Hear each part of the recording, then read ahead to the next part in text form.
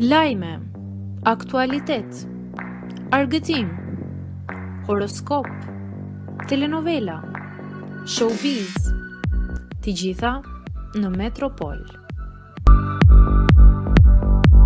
Bëni subscribe në faqen Metropol. Ditë zije ndahet nga jeta në moshën 34 vjeçare moderatorja e njohur. Një ngjarje e rëndë dhe shkatruese ka ndodhur së fundmi ku moderatorja e njohur me famë ndërkombëtare ka humbur jetën pas një akti të dhunshëm nga ish-partneri i saj, i cili e kishte kërcënuar dhe abuzuar për muaj të tërë. Tatiana, 34 vjeç, telefonoi policin duke thënë se ishi i saj, Dani Zajat, po përpiqej ta vriste.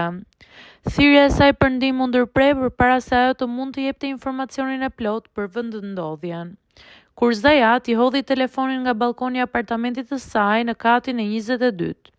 Policia, e cila mori telefonatën dhe ndoqi procedurën e zakonshme, mbërriti në vend ngjarje 3 orë më vonë, por nuk mundën të identifikonin menjëherë vendodhjen e Tatianës në kompleksin e apartamenteve.